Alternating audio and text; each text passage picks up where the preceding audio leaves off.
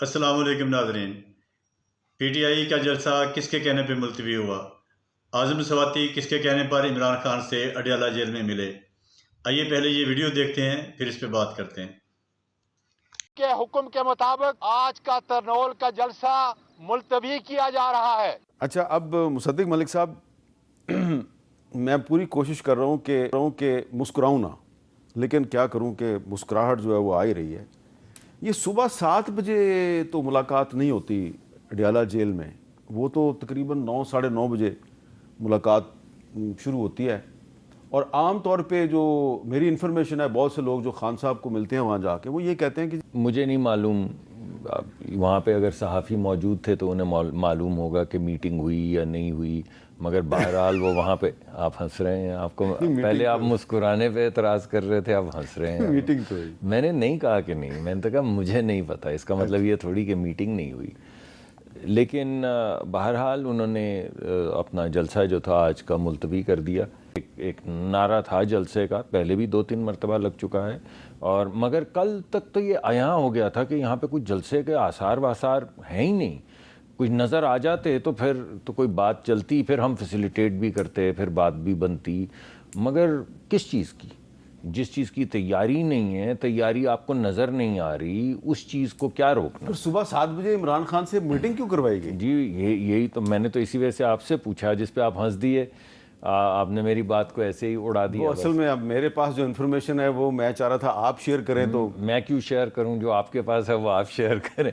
लेकिन मैं कुछ और कहना चाहता हूं। जब भी जलसा करें जी ज़रूर करें, मगर देखिए 2 चीज़ें मैं कहना चाहूँगा कि एक, मैं आपको जो थे एसएसपी जिनकी रीढ़ की हड्डी तोड़ी गई और क्रेन लगा के पार्लिमान पे कब्ज़ा किया गया, या शलवारें टांगी गई सुप्रीम कोर्ट के बाहर, या हमारा जो सेक्रेटेरिएट है उसको 3 दिन बंद रखा गया घेराव करके, या प्राइम मिनिस्टर का जो दरवाज़ा है अलल ऐलान कहें कि हम प्रोटेस्ट करने नहीं आ रहे, हमको पीसफुल प्रोटेस्ट करने नहीं आ रहे, हम इस्लामाबाद पे कब्ज़ा करने आ रहे हैं, हम जेल तोड़ के इमरान खान साहब को छुड़ाने आ रहे हैं, तो फिर मेरे ख्याल में वफाकी हुकूमत के पास कोई डिग्री ऑफ फ्रीडम नहीं रह जाती, माँ सिवाय इसके कि वो इजाज़त ना दे। जी बैरिस्टर उमैर ने स्टेटमेंट दी जैसा कि आपने चलाया, ठीक है, टाइमिंग ज़रूर और टाइम, मगर है कि देखें अब एग्जैक्टली तो आज़म सवाती साहब बता सकते हैं, क्योंकि मैं जिस तरह से समझता हूँ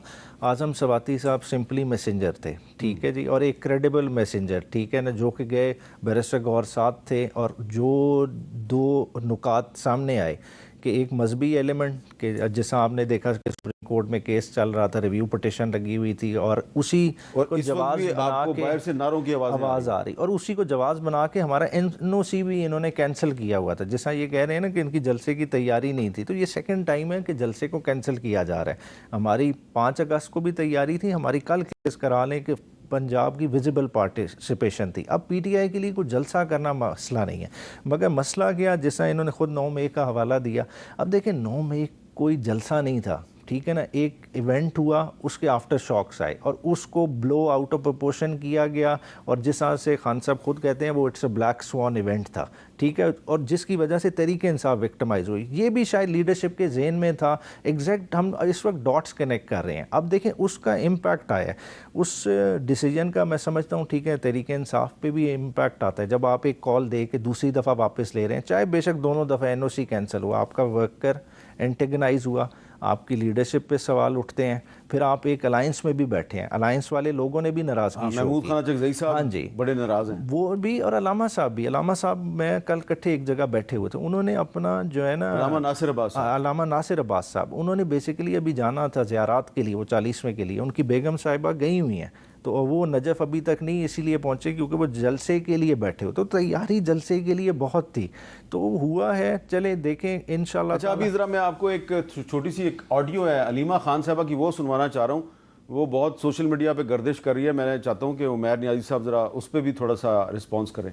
इसकी उमैर नियाज़ी साहब इस पे कुछ आप बताएंगे कि अलीमा खान साहबा नाराज़ नज़र आती हैं कि आप बाहर बैठे हुए हैं, तो आप इमरान खान से जाके क्यों पूछते हैं, और फिर उसका नाम लेके जलसा क्यों मुलतवी किया?